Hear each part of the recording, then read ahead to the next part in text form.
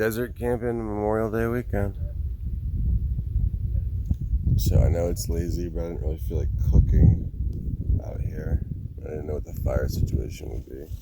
So I bought a bunch of prep food from the grocery store, and desert breakfast day one is totally a mixed veggie tray and some seltzers. So let's see how this held up.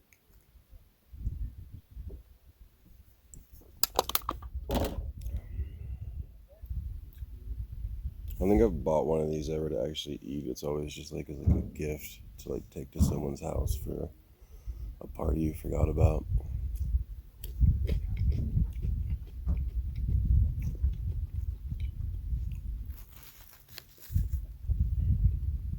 It's actually pretty decent. Dude, it's so nice out here. It's like windy. Everyone's leaving. We just got here in the middle of the night. And yeah, I don't know. Kind of want to hit the water. Need some nutrients though. Oh crap, there's so much rain for this.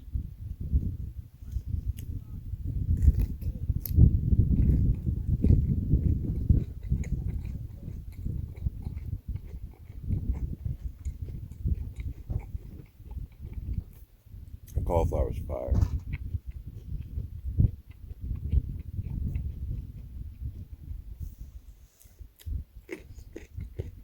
It was in a cooler all night, so I was kind of worried about it like warming up, but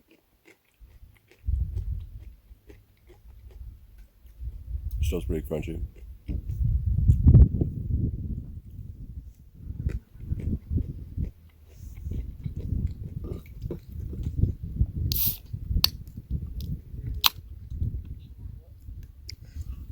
So when the pandemic first started, I wanted to immediately just get on the road, start traveling.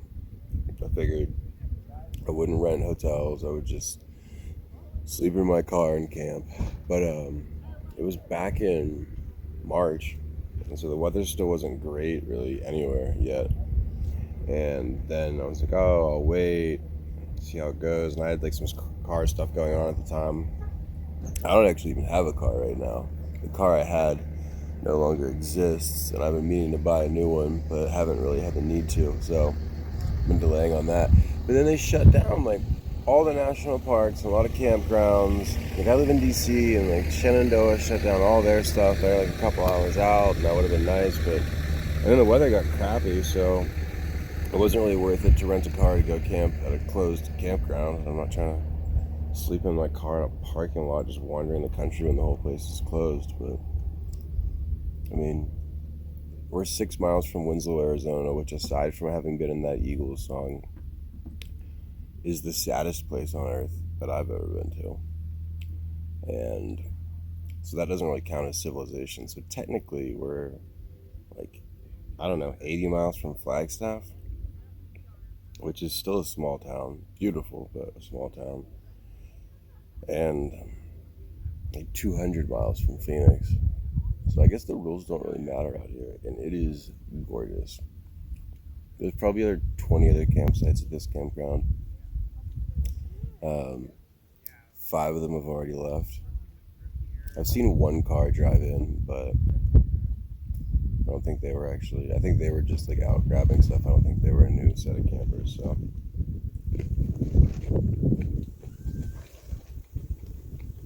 Yeah, we'll see. But this is rewarding for me because this is what I wanted to do originally. This is how I wanted to spend the pandemic.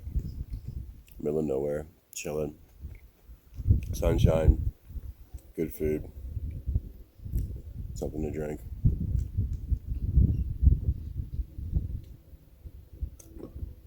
It's like 9 a.m. now, so we can go off-roading. We can spend like an hour just like sorting out our camping gear, go off-roading for a few hours, go to Sedona for the afternoon, chill there, either find a campsite near there that we like, or just go back to Phoenix. So kind of just chilling at this point. Okay, so here's Brian, our camping expert.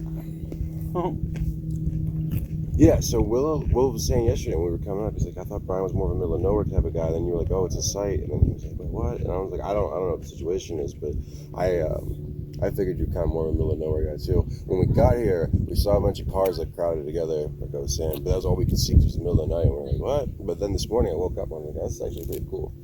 Yeah, I didn't choose the site. I just showed up. Everybody told me to. You know a lot of these people?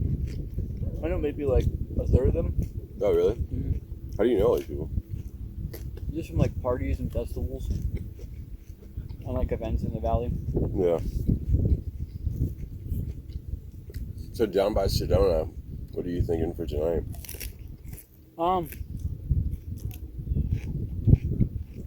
There's like 4 main areas you can camp. Yeah. Pardon me.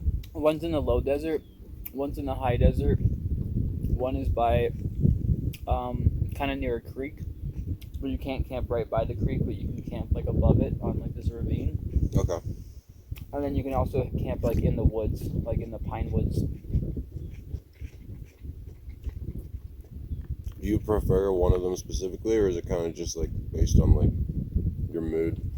I kind of like the one that's near the creek, even though it's not like right by the creek. Like it's probably like a quarter-mile walk to the creek. Yeah, I prefer being near a water source. Yeah, that's probably my favorite one. But Probably greener too. the forest is pretty cool. I mean, like if you want to camp in an actual forest, that's a pretty cool spot too. Yeah.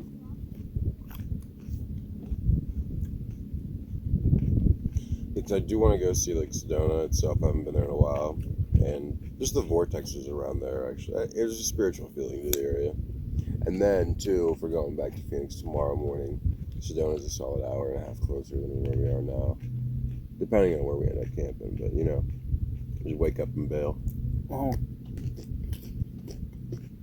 The truck was actually pretty comfortable to sleep in. was it? Yeah. I mean, I've slept in a few cars in my day, and that one wasn't too bad at all. So you slept in your car last night because even though you slept at 10, it was just too cold. Yeah, I knew it was going to be warmer and probably more comfortable in my car. So I was just over it. You have a cot in there or just a sleeping bag? I took everything out. It's all in my car. Oh, it's just set up. Mm-hmm.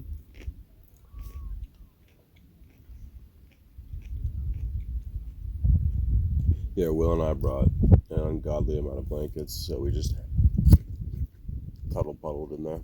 Mm-hmm.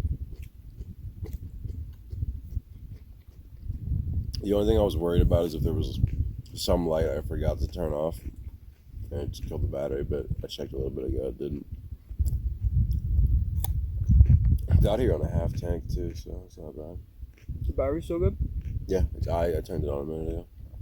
It took a half day to come up here. Well, we drove around a little bit down there, but not much. Is it V6 or V4? V6.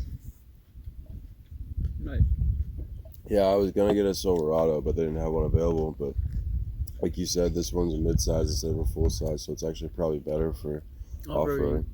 Yeah, that's cool. I wanted to get a Colorado too. That's like the truck I wanted to get if I got a truck. I actually like it a bit. It's a smaller truck than the other ones I've driven. Because the other times I've rented trucks, I've gotten Dodge Rams, so they're like a little bigger. Not a ton, but a little bit. Mm-hmm. Cab size at least. And I think the bed on the Ram I got was a little bigger. At least it looks bigger. But this one performs well. Slow. It doesn't handle corners terribly tightly, but it's a truck, not a sports sedan, which is what I'm used to driving. So we almost hit deer on the way here. Huh? I had to stop for one. I had to swerve for another, and then we saw 3 more on the side of the road after that. Mm-hmm. I'm from Pennsylvania, and I've never had to swerve for a deer, which is crazy, but I had to last night in Arizona, of all places. Wow. Multiple That's times. wild. I was so paranoid. I dropped my average speed like 30 miles an hour. Do you have a cigarette? Yeah.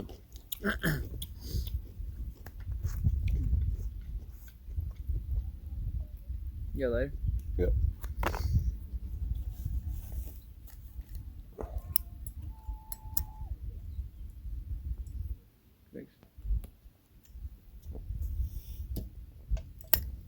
Yeah, I never thought I was gonna run into deer out here. Oh, Arizona's got tons of deer. Yeah, Will said there's 6 in the whole state, and we ran into 5, so I guess there's only one more. Deer? Yeah, that's what he said. No, there's tons. Do you believe in chupacabras? Oh. I guess it could be possible. True. Anything's possible.